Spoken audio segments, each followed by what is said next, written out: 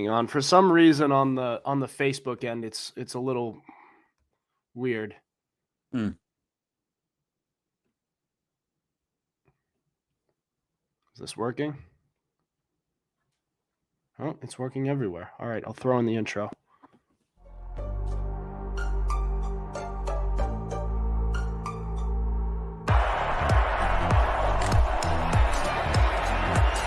Here's Edelman broken up, and the pass is no sign yet.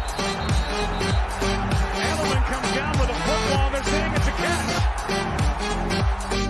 It's caught! Diggs! Sideline! Touchdown! Unbelievable! Swings it way down the field to Watkins! Sammy Watkins for the touchdown!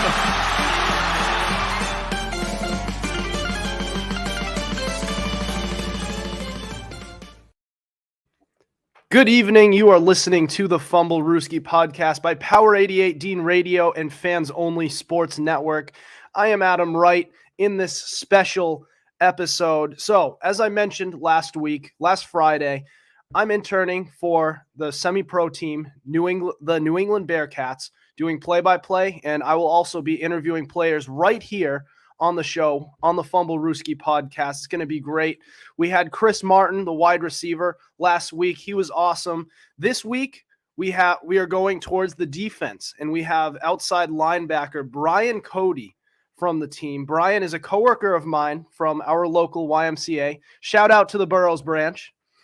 And he's also a personal trainer, and he's a personal friend of mine. So, Brian, how are you doing tonight? I'm doing great, Adam. It's a pleasure to be here, man. Thank you for having me. Absolutely, man. I'm sorry? I'm ready to talk some football, so. Yeah, it's going to be great. All right, so how about you introduce yourself? Tell us a little bit about yourself and your journey through football. Yeah, so, right, my name is Brian Cody. I play outside linebacker for the New England Bearcats now. But I've been playing football for about 2 years at this point, roughly. How I got into it was kind of interesting. So obviously, you know our quarterback, Frankie, right? Yep. Guy from the local Burroughs gym, great dude, runs the juice bar there. But we had a long-standing relationship, and before football, I was actually looking to play competitive basketball, either overseas or at some local events on the East Coast. And once COVID hit, we had, right, a lot of cancellations, a lot of plans fell through, and it looked like a lot of the things I was doing on that end actually weren't going to work out. So I had been spending all this time in the gym, working on like my athletics and everything, getting conditioned to play, high level competitive sports, and then everything got shut down. So Frankie came along and was like, "Hey, I got this team, actually a different team, the Mass Warriors, that they're having tryouts, come through, see if you like it, see if it's something you'd be into." And I was like, "Yeah, sure. I got nothing else going on. I do my own personal training business, but that allows me to have a lot of free time." So I went, I checked it out. I had a great time, great group of guys, just like the entire aspect of it. I loved it. The contact, hitting people, getting hit, everything, phenomenal. And I was like hooked immediately. So I spent about a year with the Warriors, just working on like understanding the game, a lot of like just positioning, things like that. And we had we'll call it a rebuild season. Wasn't so great, but it's a game of runs, right? Again next season, which led me to once our playoff run ended, we hopped over.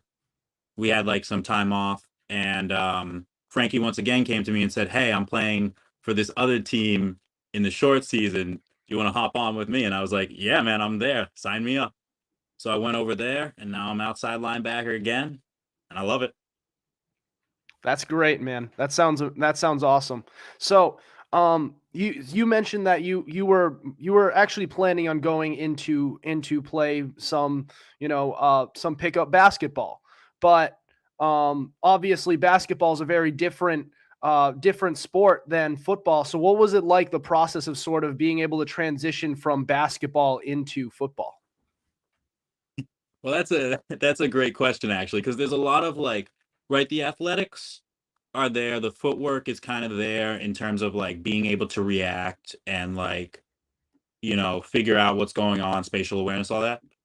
The biggest things I noticed are like, and these might be small things to some other people, but like for example, you catch a football like catching an egg in the fingertips and you cradle it in, right? Catching a basketball, it's straight into your palm, right? So like you want it to hit here, straight down to the ground. So one of the biggest things that I had to learn was just how to catch.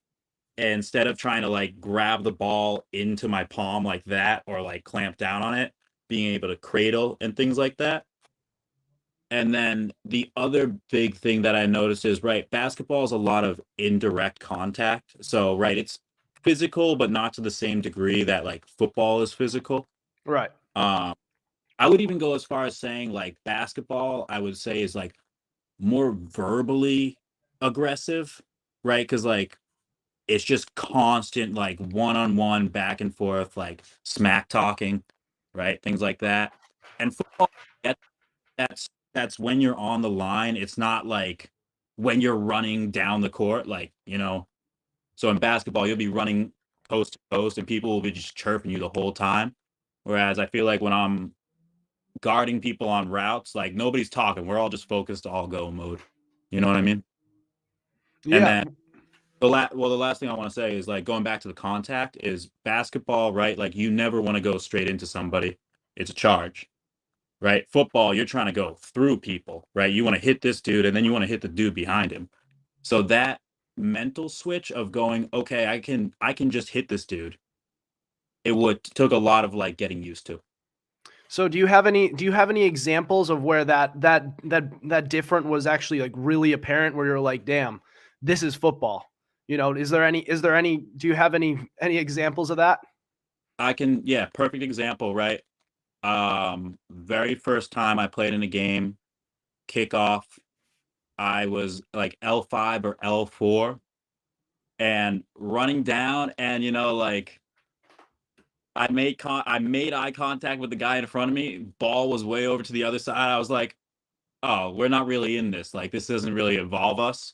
So like in basketball, there's a lot of waiting around or like, you get in your position and you wait for the ball to come to you to do something. There's off-ball movement, but not the same.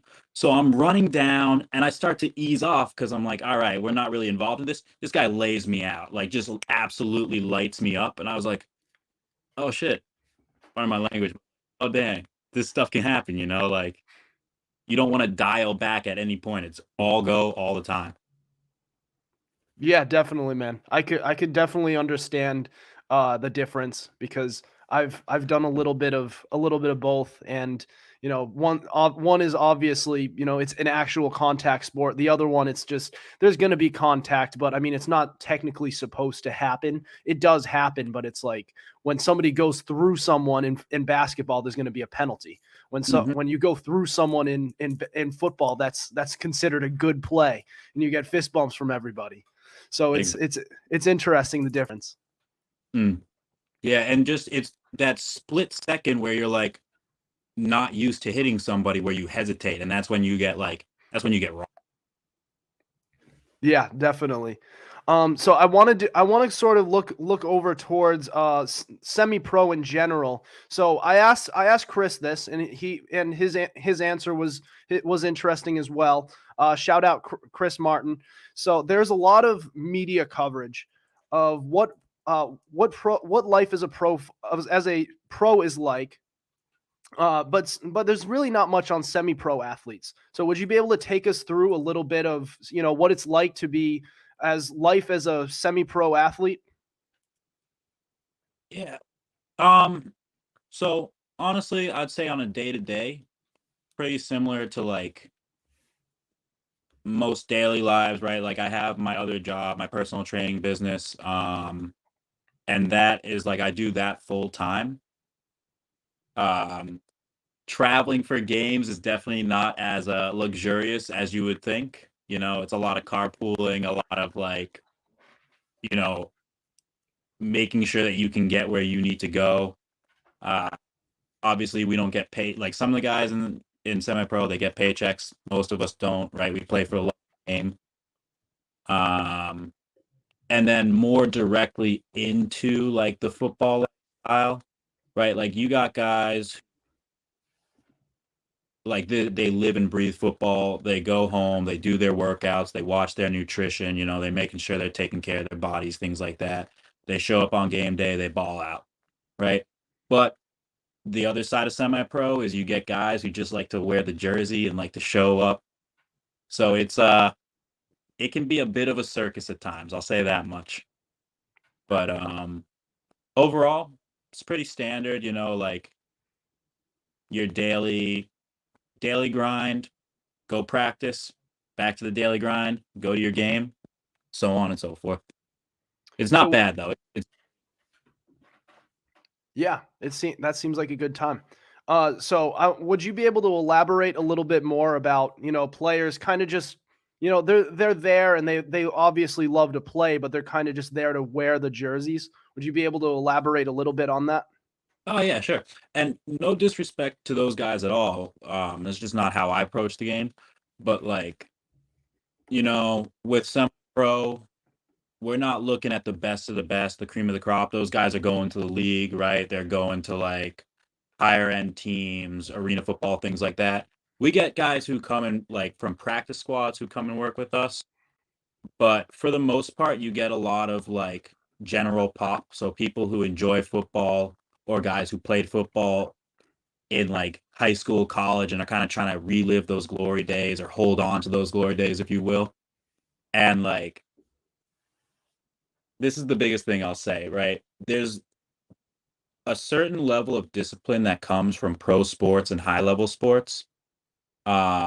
Semi-pro, while it can be a high level sport, does not have that same level of discipline, right? So what I mean when I say you get guys who show up and they just want to wear the jersey is like, you'll have guys who show up to the game drinking booze, smoking cigarettes, whatever it is, and it's like, all right, if you were a high level athlete, you probably wouldn't be doing those things right before the game or during the game at halftime, things like that. So it's like, again, nothing against those guys, just not how I approach it. Right. So it appears that it's kind of one of those things where it's like, they just they love the game so much that they just don't want to, they still want to try and play, but they're not looking to become like, these all-time great athletes who are going to be in the NFL, making big money, being on ESPN or Sunday Night Football, and just, they're just kind of looking to, continue playing because they just don't want, that time to be over. Is that kind of that basically sum it up? The best way I can put it is it's a community, and like there are people who just want to be part of that community, and that doesn't necessarily mean getting on the field and chasing down the ball or whatever. For them, it means just like showing up and like helping out and being a part of the community team. Yeah, that's great. So I wanted to touch a little bit on so you're a personal trainer, Yeah. and a pretty good one, if I might add. You've taught me quite a few exercises in our time with the YMCA. Actually, most of the exercises that I know, those are ones that you taught me, and I've been able to go on and hit some nice goals. But how do you so? As an athlete who's also a personal trainer, what kind of workouts do you do, and how do you structure them for the best performance on the field? So, great question. I'll talk about my workout first. So I'm lucky having been in this field for a long time that I get to work with a lot of high level guys who have worked with pro athletes and things of that nature.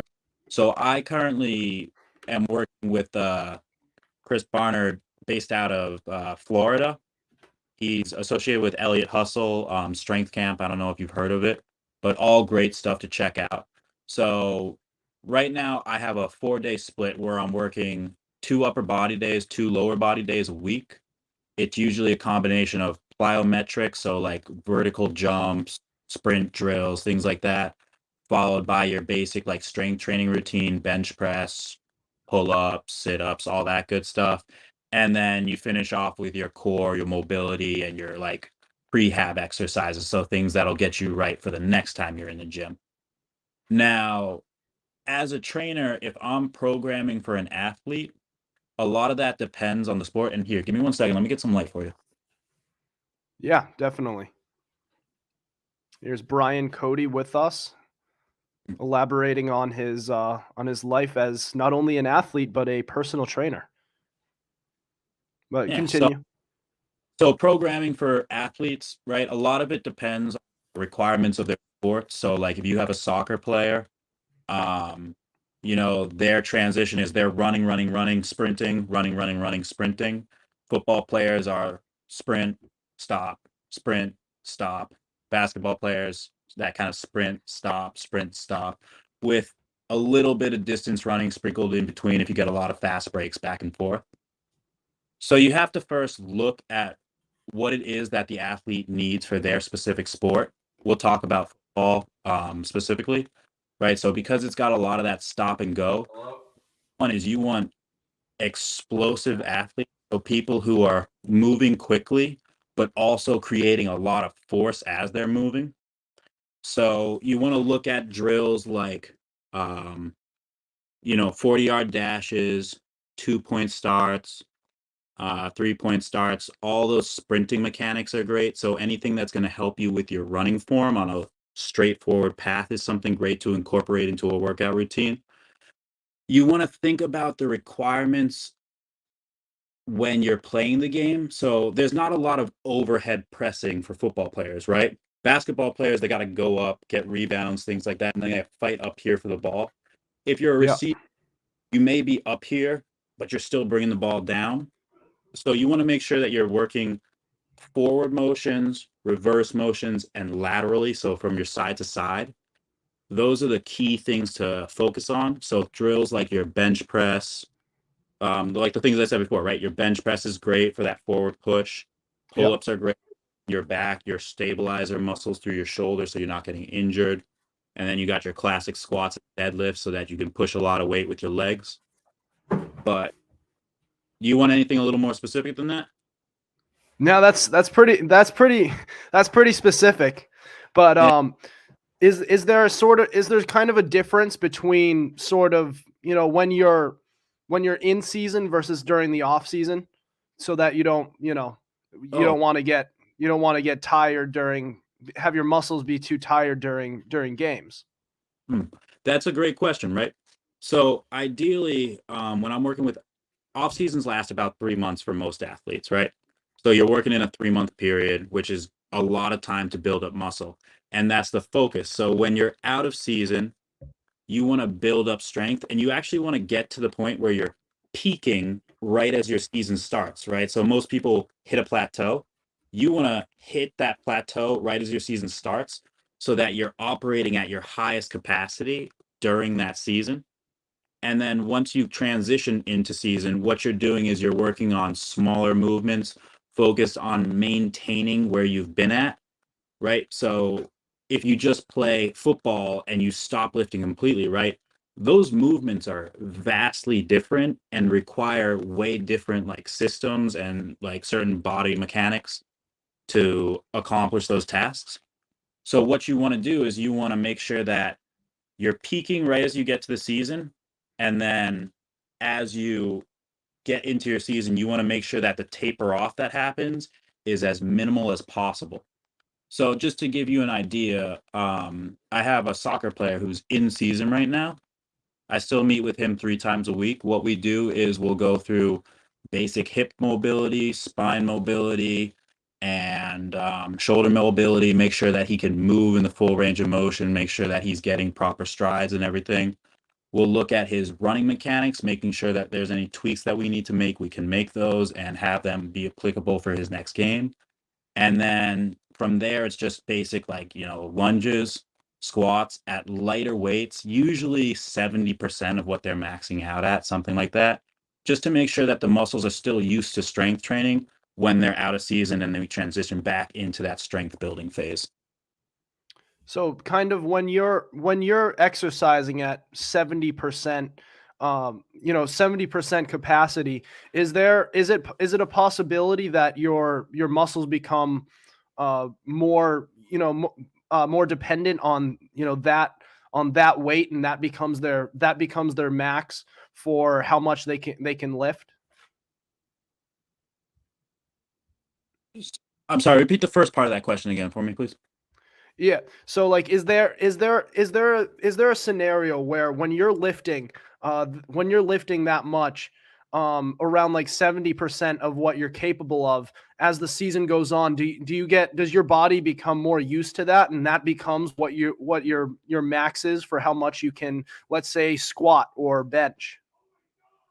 So you should expect your maxes to drop a little bit during the season just because you're not creating those same adaptations the way you were out of season. But there shouldn't be any concern about dropping off like 30, 40 pounds on your squat or anything like that. Right. So let's say you have a 100-pound squat and you're working at 70%. You're still right. You're still playing your sport. You're still strengthening those muscles in a different way. You're working on what's called aerobic capacity or muscular endurance. And that kind of training still stimulates muscle growth. So if you're doing that alongside a little bit of regimented strength training, you're actually more likely to see improvements going into your next off season than anything. Does that make sense? Yeah, that makes sense.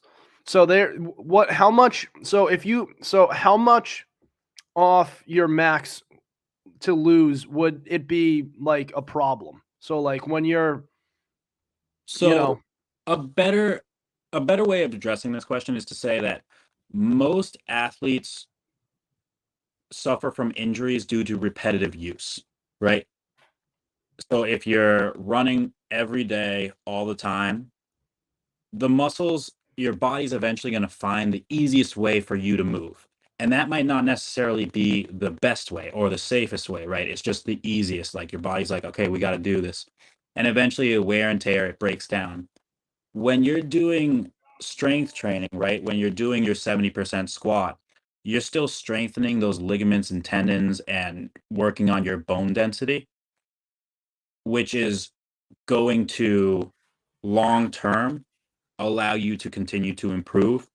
Um, when you don't do those things coupled together, right? If you're doing too much of one or the other, your body just breaks down. Um, I feel like I'm not addressing your question. no, that's all right. So it appears that you're more correct me if I'm wrong. You're more concerned about overworking yourself rather than in season, rather than overworking than underworking yourself and losing a little bit of strength. Yes, exactly. Right. Like underworking, if you're in season, that's more, I hate to say this, but that's kind of right. Like on you, like, if you're pushing yourself, correct? Yeah, So if you come home and you didn't push yourself at practice or at your game, right? Chances are you're probably not pushing yourself in the gym the same way. And if you're seeing drop off in weight, I would say it's more likely because of one of those reasons as opposed to, like your muscles atrophying or, your muscle strength, your gains going away, if you will. It's a pretty big, certainly. we hear this a lot with runners where they talk about like, oh, like if I do too much cardio, it's going to take away from my muscle growth. But we know that that is inherently not true. If anything, when you do like, you know, 20 reps of an exercise, 40 reps of an exercise, we're talking about that muscular endurance again. And there's a little bit of hypertrophy that goes on with that, which is muscular growth. So you should, again, what I'm saying is you should see growth even during your regular season. And what'll happen is when you get to your regular season, your numbers might drop a little bit, but by the time you're at next season, your next season starts up, your max should still be over what your last max was. Right, because at that point you might have lost a little bit, but you still you built up a lot of muscle that previous off season, so you're still, a lot better than where you were at the beginning of the last off season. Is that kind of sort of how that's summed up? That is correct. Because and the other thing, if you want to just throw that all out the window and take away one thing, I'll say this: the strength drop that you see coming out of a season is typically related to movement patterns, not to your overall strength. Yeah. That makes sense to try Yeah, and sort of right. sort of set that mindset. And then you went to do a squat again, it wouldn't be the greatest thing in the world just because it's been a while, you know? It's like riding a bike. It might not be beautiful the first time you do it, but after a couple tries, it'll come back to you. Certainly. I just want to transition a little bit more towards the play on the field.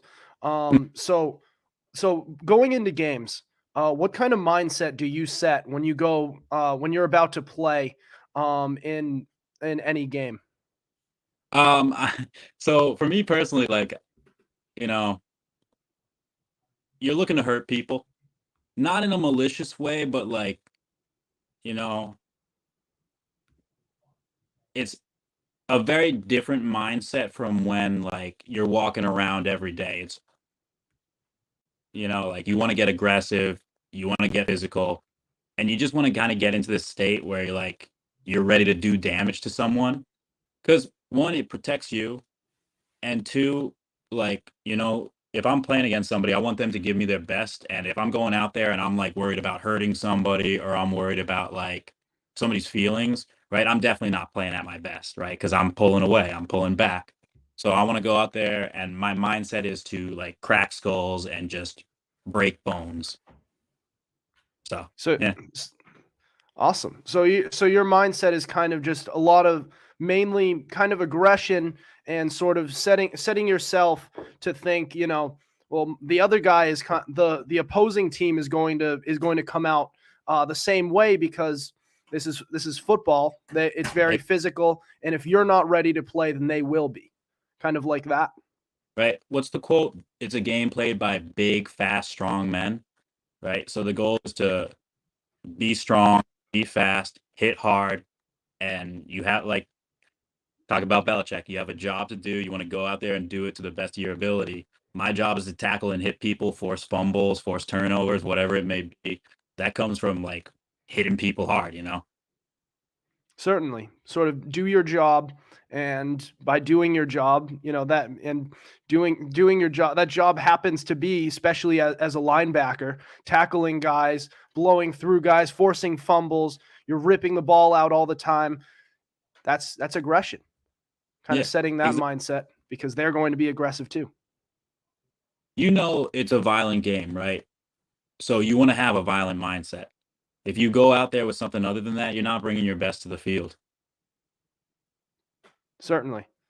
So do you have any superstitions when you're about to play? None that I care to share, but I got a couple. I'll tell you, I always put on my left shoe first. The left shoe first. Has anything bad happened when you put on your right shoe first? Rolled ankles, and just that's something that's translated from basketball for me. Nice.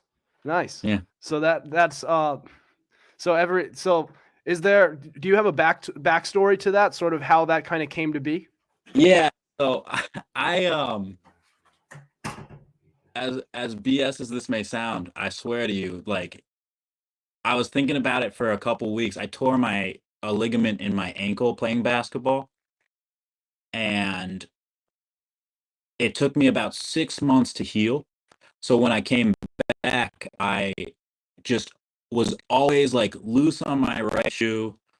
Um, and I just nurtured it a lot because it was like a pain in the butt to get my right shoe on. So I always started with my left. And I had one day where I was like, all right, I'm gonna put my right shoe on first and just deal with this. And the first play that I was out on the court, I rolled my ankle again. And I was like, nah, it's got to be the right shoe versus the left shoe. I told you, it's silly, but like I swear, there's some truth to that. So it sounds like it's a little bit of a luck thing. So that one time you put on the right shoe first, you get an injury right away. Yeah, I mean, I just knew. Why Yeah, risk? that's how you know. That's how you know that it's something. There's something going on there, some sort of voodoo or something. Adam, look, man, I would put my right cleat on first Saturday, but I'm telling you, like, we don't want anything bad. You don't do that. Don't take the risk. Put on your I will, but you want to. I don't know if I want to test that theory. I'm not trying to go for rolled ankles, any injuries, or anything worse. Because I mean, as you said, football's really physical. What if that luck takes it to the next level? yeah, man. Nah, outside of that though, I got a couple of things that I do, but those are on the down low. Those are secrets. All right. You can have your secrets. You're making me more intrigued though. You know that, right? You know, it makes me more intrigued when you hear, well, I have some, but it's on the down low. You know what I'm saying? I don't know. What are we allowed to say on this show? If it's any swear words, you could just say like if it's F word, just F word or something like that. Or if it's a sexual reference, I guess that's fine. Yeah, like I said, we got some stuff. We can talk about it at another time. Maybe off camera. No worries. So going sort of a little more towards the field of play. So unfortunately, you were only able to play for four snaps this past game.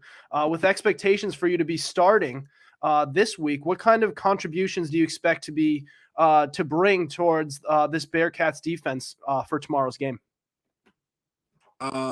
Well, in terms of our linebackers, I'm definitely on the more agile side, a little more athletic. So if we run any kind of coverages, things like that, it's going to be locked down, done deal. Flats, hooks and curls, nothing there. That'll be my big contribution. I'm hoping a couple plays in at DN, get some edge rushing in. We'll see how the game goes, but I just plan on locking down whoever's in front of me, securing my area, making sure the ball doesn't go there. So looking at playing at D end versus linebacker, which would you say is your best sort of your best position to be in, rushing the passer versus playing in coverage?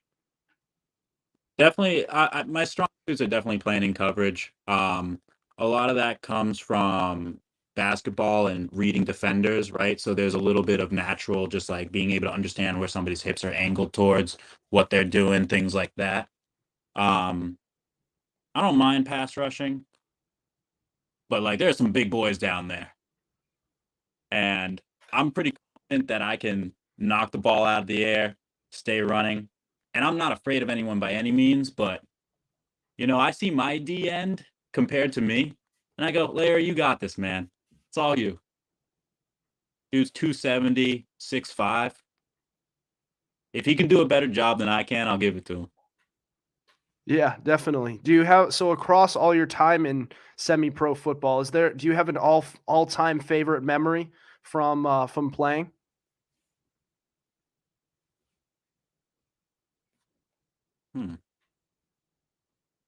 Take your time. Yeah. Look, I'm going to be honest. Last game, that win was a pretty nice feeling because coming from last season where I was on a team, and so for my last team, just to give you some backstory, we had a 2-8 season.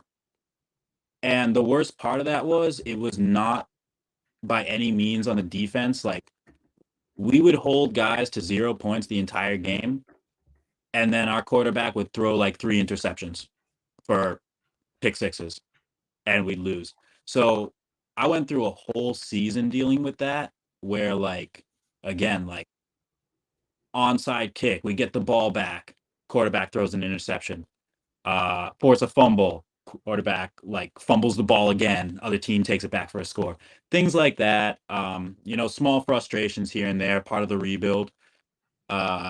So coming into this game and just having like such a dominant win right off the bat with like a group of guys that I really enjoy playing with was a really nice feeling. I wish I got in a little bit more, but honestly, like that's probably that is probably a highlight for me. So looking at that game, so what were your thoughts on the defense's their performance being able to only allow 6 points? And I believe though that I don't even think that was on defense. I think that was on the Yeah. offense, correct? So exactly what I'm talking about, where you know, defense does everything right. You do everything you're supposed to, but you can still lose games. And so Absolutely. that's definitely a frustration for me. You hate to see that on any team. Definitely. So is there a sort of I understand you don't you we've talked a little bit off camera before. You're not a big follower of the NFL or anything, but is there any sort of athlete, anyone who you sort of look up to and kind of model your game after?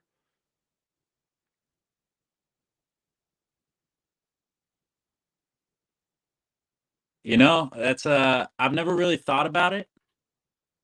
I guess if I had to draw any kind of comparison, man, that's a tough question, man. Yeah, I know you're not a big follower of the NFL. So I do know that you're big on the NBA. So you could draw, tap into there if you'd like. If you have Yeah, anybody, I mean that's okay. yeah, I would say in terms of a mentality, like I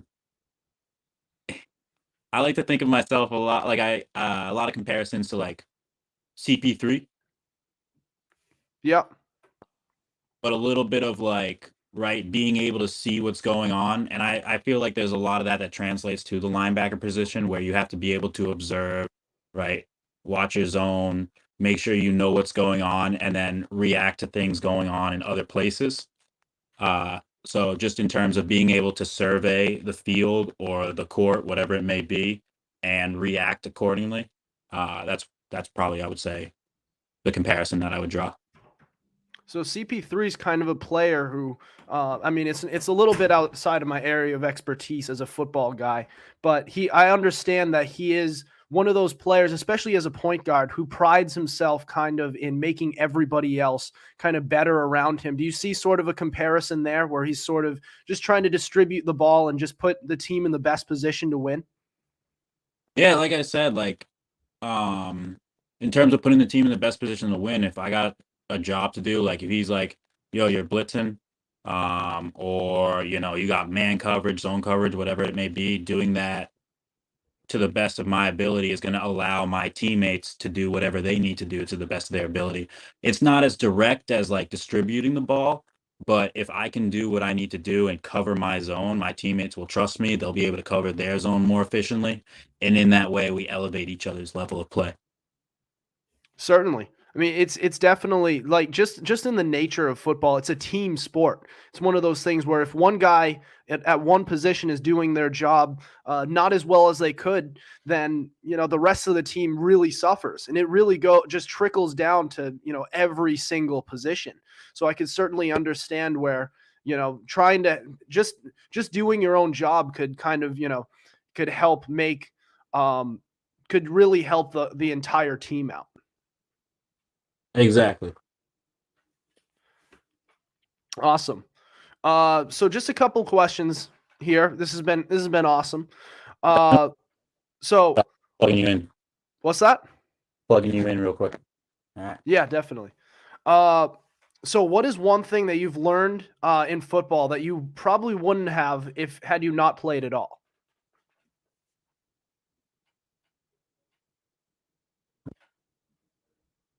Adam, you there? Yeah, I can hear you. Sorry, I lost you for a second. No worries. repeat your question, please? Oh, sorry. So what is one thing that you have learned in football that you never would have learned had you not played at all? How to channel aggression in a very specific type of way. Interesting. Yeah, and so I guess to elaborate on that a little bit, just like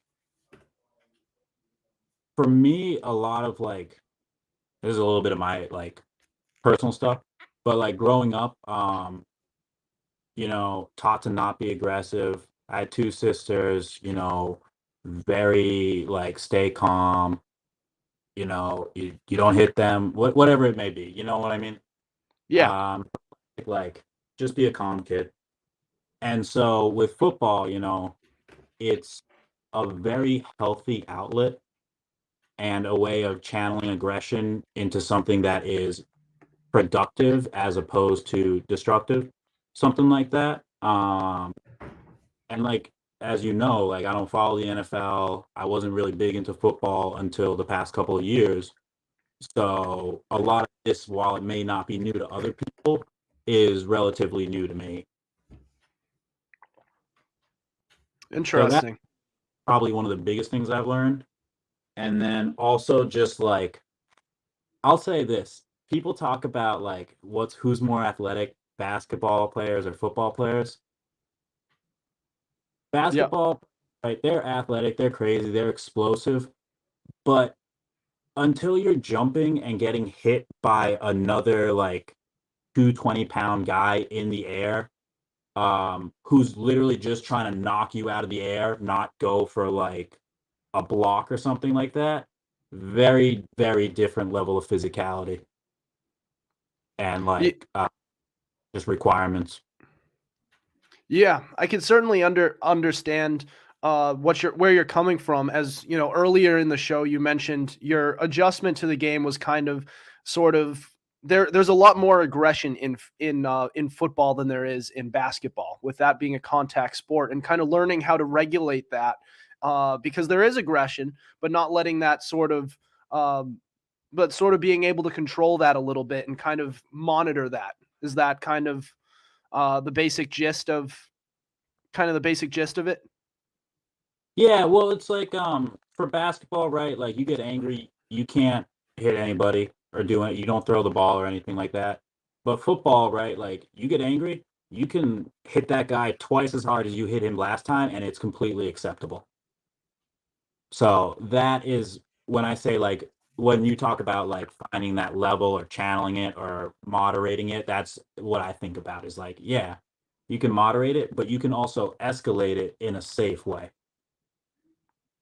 Nice. Has there ever been a time where you just got angry and just decided to hit a dude like as hard as you possibly could? Every time somebody hikes the ball. That's Nice. not a joke. I like the energy. But like is what were you ever like provoked? Like, was there ever a time where like somebody was just being, not the best sport, and you're just, all right, I got to absolutely cream this guy on the next play? Oh yeah, you get guys in practice all the time who like, like first couple of plays, we're all taking it easy. We're all like, messing around, shooting the breeze, whatever it is. And you get some guy who's some hothead who like has clearly never played a day in his life, talking like all sorts of smack, talking all types of crazy. And you go, all right, dude, like, you know, you let him get the ball the next time and you light him up. And like playing linebacker, I got lots of opportunities to do that. So Give him a little welcome to the big leagues, son. Welcome to exactly. football. When I like this energy. is right here. Get them right in the chest, knock them on their asses. I love it. So just one more question. So, what is one piece of advice that you would offer that for that kid, young adult, or anyone who's who's just starting out in football and is looking to make an impact on the game? Um, Somebody who's just starting off. Are you talking about in like a semi-pro career or just in at any level?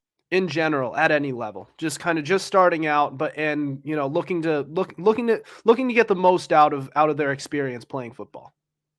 I would say the biggest thing is to honestly stick with it, especially through the first couple of weeks, because there's going to be a lot of things that, like, if you're just starting off, that you might not like, and that could be anything from the physicality of the game to like the way, you know, stereotypical football players are. Like, I'm not saying everybody's like that, but like, you know, um, there's certain like personalities and things like that, and not everybody always meshes. Like, I've seen lots of players get in fights with like other players over stuff completely unrelated to the game.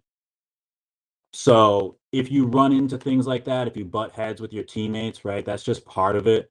And if you stick through it, eventually you'll find like what you're good at, what your talents are, how you can help the team, and just grow from that. But the important thing is to stick with it. That's great, man. So do you have anything else that you'd like to say before we end the show tonight? If it's cool to plug my business. Yeah, that'd be great. All right. Well, again, everybody, my name's Brian Cody. I run Above the Bar Athletics based out of Shrewsbury, Massachusetts. We offer online and in-person training, work with all types of athletes from every age. So if you ever have any questions or need to reach out, you can find me. My Instagram is B_CODY_. And my website is abovethebarathletics.org. That's awesome, man. You guys heard him. Go check him out. Brian, thank you so much for coming onto the show tonight.